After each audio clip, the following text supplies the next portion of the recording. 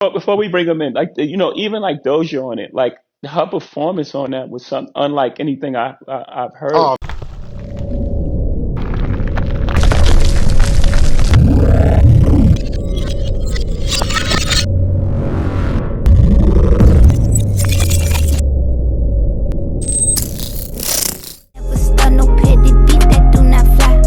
Peace and love, family. Welcome to Night and Day Talk Media. We're diving into the world of music and the power of a cosign.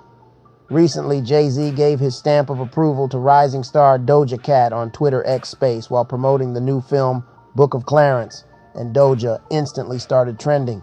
But before we bring them in, like even like Doja on it, like her performance on that was something unlike anything I've heard oh from her. man.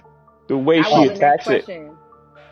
yeah, the way she attacks that, that music was like, wow, this is a different, and it may not be different for her. It may, I don't know, that's a question for her. It may not have felt different for her, but as a listener, and someone who's consumed the music and love what she does, I was like, man, this feels new for her. This feels like a new space. But with great success comes envy, especially from Nicki Minaj fans.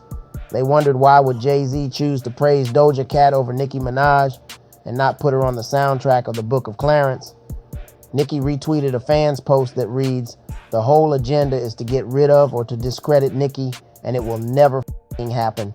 Watch everything gets exposed." A group of Nicki's fans gathered together on Twitter X Space to discuss Jay-Z's cosign for Doja Cat and not even mention Nicki's new released album. Man is very fucking strategic. He knows who he's co-signing. He's giving a cosign to Doja Cat. He knows that's going to be viral first thing in the morning.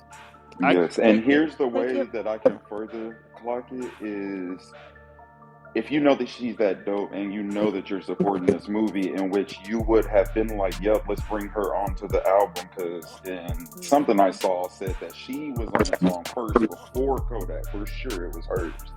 So, Scarlett just came out. You gave no props to the album that the girl just released. You made no mention, nothing like that. You didn't mention any of the other stuff that came out.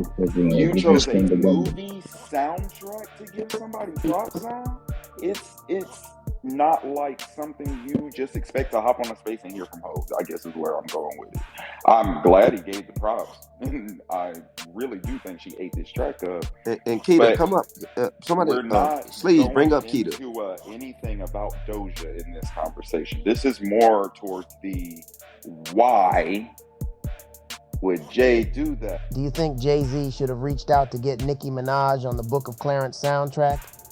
Comment your thoughts below. Thanks for watching, and make sure to hit that thumbs up and subscribe.